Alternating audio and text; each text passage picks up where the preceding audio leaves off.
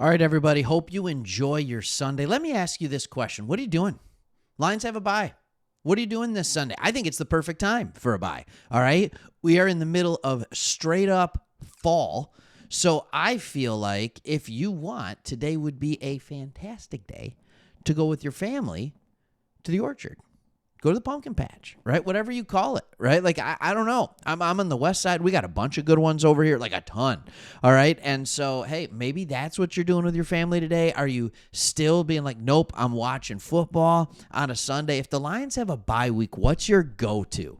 Like, usually my go-to is I'm going to sit down, I'm going to watch NFL Red Zone, and I'm going to watch my 3 fantasy football teams and see what's going on. But I'm in buy-mageddon on all 3 of those things, and all 3 of those leagues, so I'm not feeling good about my fantasy football chances this week, but you never know what could happen. The NFL went to this 6 teams have a bye at a time. And so there's undoubtedly going to be 1 week every single year with fantasy football that you're like, I'm out. Like I'm gonna get killed, and you struggle even to put a roster together. But with any of that, all that being said, in one league I have 6 quarterbacks. 6 quarterbacks. It's a super flex league, and I only have 1 that's able to play. I got 3 on a bye and 2 hurt. Like, are you kidding me? So, anyways, with all that, this is not fantasy football talk. Or anything like that. We're talking about how the Lions and the trade rumors are heating up naturally as we're on a bye. Because what else are people going to write about, right? There's nothing to write about with the team. They weren't practicing. They had time off, which is fantastic. But, of course, the trades are going to go. And so here's what we need to talk about in this video. We're going to talk about a few of those trades. We're going to break down kind of the remaining schedule that we have and see what that looks like. But I'm just kind of interested to see what your take is on trading for somebody. And yes, of course, you're going to see once again, Detroit Lions trade rumors are heating up with, Trey Hendrickson of the Cincinnati Bengals. Trade rumors are heating up with Max Crosby and the Las Vegas Raiders. Like, no, it's not happening. Our defense is playing at a high enough level. Davenport is coming back soon, from what I'm hearing, at least. And not that I know he'll be hurt. I know. All right. But Al-Qadi Muhammad is playing at a high level. We just got Aleem McNeil back.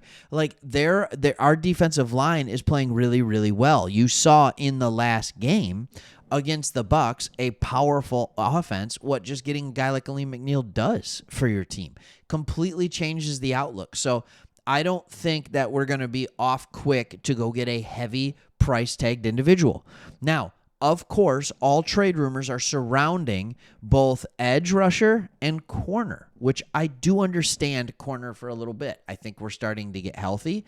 I think that our corners, I think Rock Ya-Sin has proven over a few games that he is a good contributor when he needs to play. Amik Robertson, we all know we love this guy. We all know what kind of a baller he is. So he's in, he's ready. I think the biggest question mark, if I'm being honest, in our secondary right now is Terrion Arnold good? Like, that's the biggest question. It's not can Rock Ya-Sin play. It's not can Amik Robertson hold his own, and it's not if DJ Reed can. I mean, the question with DJ Reed is when will he be back? Right? That's the biggest question for him. So in the corner room, I'm not too terribly worried, but just in case you wanted to see 3 targets that are of a lesser price tag, and I got a 4th for you that's not in this article that we are looking at, that could be there. You look to teams that are struggling or players that aren't playing on their team that's not struggling. Edge Arden Key, he's 29. We thought about signing this guy. I want to say he came in for a visit a couple years ago, and it might be something that's worthwhile. All right? This is the writing. Titans have quite the ghastly start. That's hilarious.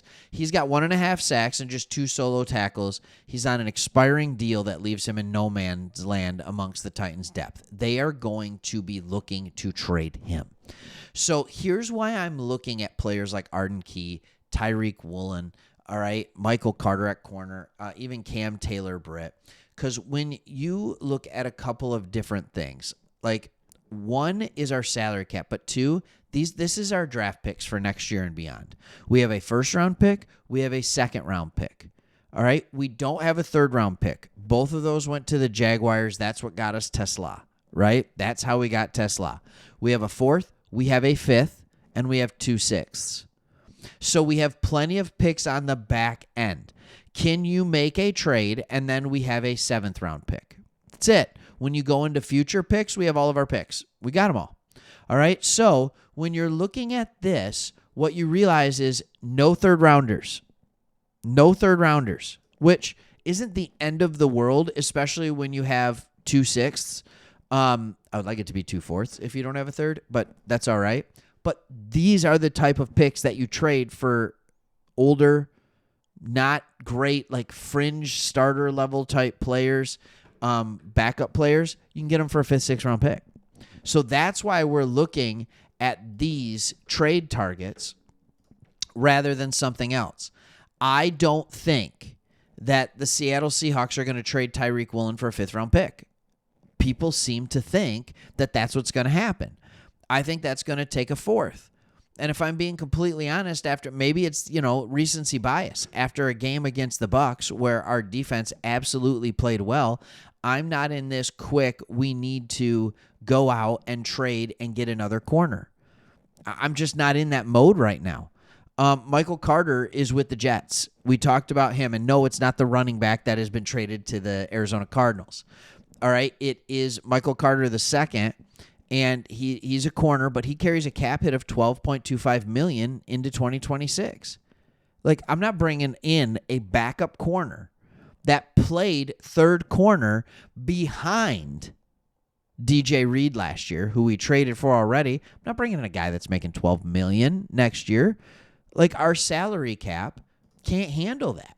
If you look at our salary cap right now, all right, we're 5th, which is great. We have a ton of room on our cap, $24 million. We need to keep that room. We need to keep that room because in 2026, we are already sitting at 26 with only $11 million left in cap space. Jared Goff has a $70 million cap hit next year. We need to be smart. Our good players are getting paid.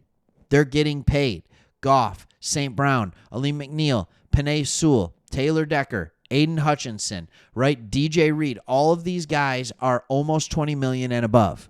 That is why the cap hit is so high. All right, now, we don't need to go into talking about Taylor Decker. He has a dead cap of $9 million. Does he retire with the shoulder thing? Do we restructure the contract? I don't know what that looks like. But what I do know is that we're tight, and so we're not going to be taking it, and that is why I just sit here and I almost laugh when people keep talking about Trey Hendrickson, when people talk about Max Crosby. We have Trey Hendrickson. We have Max Crosby, but better. Their name is Aiden Hutchinson. All right? And so, I'm not sitting here worried about that.